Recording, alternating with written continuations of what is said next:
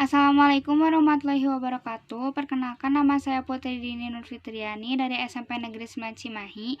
Di sini saya akan menjelaskan materi kelas 8 bab 8 semester 2, yaitu materi sistem pernapasan manusia, yang terdiri atas struktur dan fungsi sistem pernapasan manusia dan gangguan sistem pernapasan manusia dan upaya untuk mencegah atau menanggulanginya.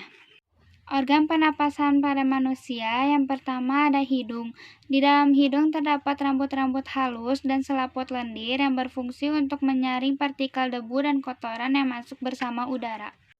Yang kedua, faring. Faring berfungsi sebagai jalur masuk udara dan makanan, ruang resonansi suara, serta tempat tonsil yang berpartisipasi pada reaksi kekebalan tubuh dalam melawan benda asing.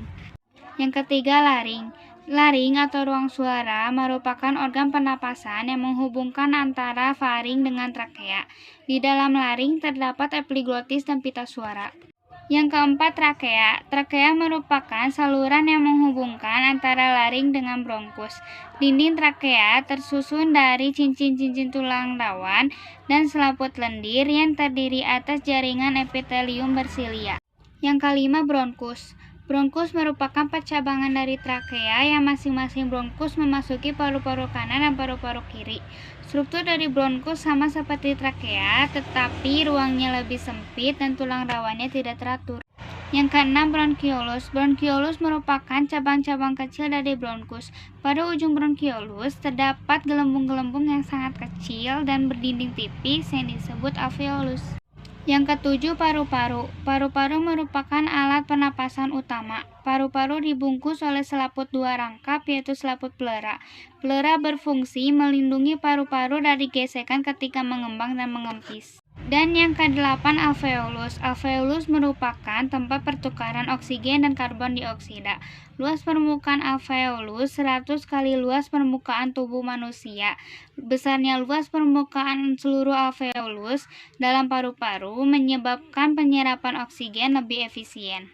Proses mekanisme pernapasan manusia. Pada saat inspirasi, diafragma dan otot dada berkontraksi, volume rongga dada membesar, paru-paru mengembang, dan udara masuk ke paru-paru. Pada saat ekspirasi, diafragma dan otot dada berelaksasi, volume rongga dada kembali normal, paru-paru kembali normal, dan udara keluar dari paru-paru. Frekuensi pernapasan. Faktor yang mempengaruhi frekuensi pernapasan diantaranya umur, jenis kelamin, suhu tubuh, posisi tubuh, dan aktivitas tubuh. Volume udara yang digunakan dalam proses pernapasan. Yang pertama, volume tidal. Volumenya berkisar 500 ml. Yang kedua dan yang ketiga yaitu volume cadangan ekspirasi dan volume cadangan inspirasi yang masing-masing sekitar 1500 ml. Yang keempat, volume residu, volumenya sekitar 1000 ml. Yang kelima, kapasitas vital paru-paru sekitar 3500 ml. Dan yang keenam, kapasitas total paru-paru sekitar 4500 ml. Gangguan sistem pernapasan manusia dan upaya untuk mencegah atau menanggulanginya. Yang pertama, influenza. Gejala umumnya yaitu demam lebih dari suhu 39 derajat Celcius, pilek, bersin-bersin, batuk, sakit kepala, sakit otot, dan rongga hidung terasa gatal. Cara untuk mengatasinya yaitu menggunakan masker ketika berkendaraan dan rajin bercuci tangan sebelum dan sesudah makan. Yang kedua, tonsilitis atau amandel. Gejala umumnya sakit pada tenggorokan, tonsil mengalami peradangan, batuk, sakit pada bagian leher atau telinga, sakit kepala, dan demam. Yang ketiga, faringitis. Faringitis adalah infeksi pada faring. Gejala umumnya yaitu sakit tenggorokan yang menyebabkan sakit pada saat menelan makanan. Cara untuk mencegahnya yaitu makan makanan yang bergizi. Yang keempat, TBC atau tuberkulosis yang disebabkan oleh infeksi bakteri Mycobacterium tuberculosis.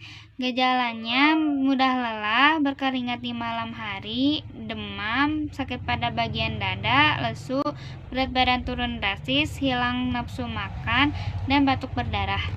Dan yang kelima, asma. Asma yang disebabkan oleh faktor lingkungan seperti asap rokok, asap kendaraan.